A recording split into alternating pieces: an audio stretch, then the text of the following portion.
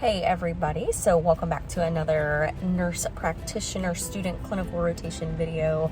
I'm getting ready to go in. It is such a rainy, dreary day outside, but I think today's going to be the first day that I'm going to get to go in and assess the patients here in the women's health clinical that I am in, and I'm super excited to get this day started. So yeah, we're gonna go inside and I'm gonna recap at the end of the day, let you know what kind of patients I saw, what kind of situations that I encountered today, things that stood out to me, and share with you anything new that I learned today or just really kind of aha moments. And I'm just gonna try to be a sponge and suck up as much as I can. So stay to the very end and see what all kinds of nurse practitioner clinical goodness I get into today. All right, don't forget to subscribe to the channel, become an MP with me, because I'm just an average Jane who's doing my thing, and I would love to have you come along for the journey.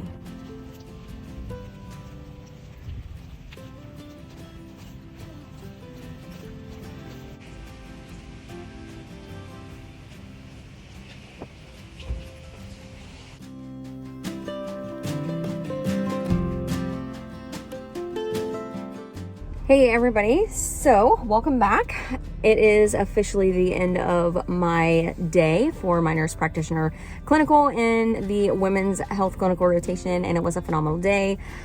So just let's recap the day a little bit and talk about what we did. So as I told you a few seconds ago, I was almost positive she was going to let me start rounding on patients, seeing patients initially, doing all of the assessment taking, asking questions and that kind of thing. So that is exactly what happened. So I was able to measure fundal height independently, and I listened to heart, lungs, assessed for swelling, and then took intake type questions about headaches and swelling, nausea, vomiting, cramping, spotting, bleeding, those kinds of questions. And it went really well. I felt very confident. I felt efficient, like I was helping the doctor and not slowing them down. So that was really nice. And I was a familiar face to a couple of them because I've been in this clinical rotation for a few weeks now. So that was really nice. And then I was able to do my second pap smear today. So that was really very, very neat to be able to do. Did the vaginal culture, and then we did the pap smear, and then the doctor sat down and took my place, and she did the initial sonogram or ultrasound for the initial OB visit on a pregnant patient who was 9 weeks 2 days. So printed her off some pictures and did that initial measuring. Yeah, so it went really, really well. This particular woman had had a miscarriage before this pregnancy and then had one other child. So noticeably and understandably, she was very nervous. So nice strong heartbeat, nice measurements for the baby. Everything went really, really well. The doctor was very pleased with everything. She's having some nausea, which I told her, I hate to say I'm happy you're sick to your stomach, but I'm happy you're sick to your stomach. That just means that the pregnancy hormones are doing what they're supposed to be doing. She started her on progesterone as soon as she found out that she was pregnant.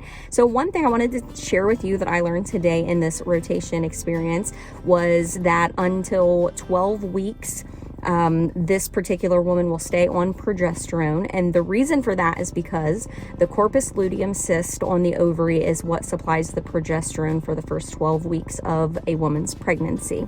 Once you get to the 12 weeks point in the pregnancy, the placenta takes over and supplies that progesterone.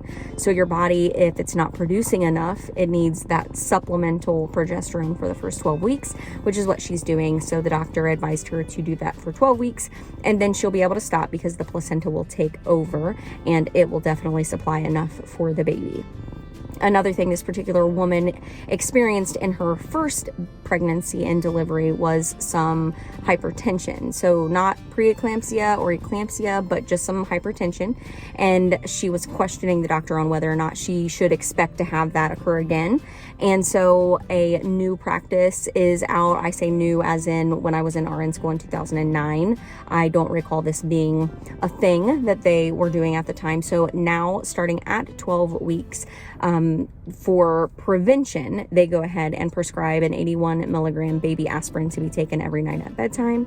So, and the doctor said that she would recommend her doing that to hopefully prevent the hypertension, prevent blood clots from forming, that kind of thing. And she will do that up until she's potentially 37, 38, even 39 weeks, and then stop it because she is going to be a repeat C-section. So if they can, obviously, and she doesn't go into labor before the scheduled cesarean, then they'll stop it in enough time to get that out of her system, which doesn't take long. So that's kind of a recap on my women's health clinical rotation for today. These practice kind of trial runs that I'm having, going in and interacting with the patients and measuring fundal height and having all of these experiences is really, really an amazing feeling. It's really making me feel like all of the textbook information, the things that I'm learning, you know, which kinds of birth control are combined hormone agents, and which types of birth control are only progesterone, and which women can have estrogen and which women cannot. And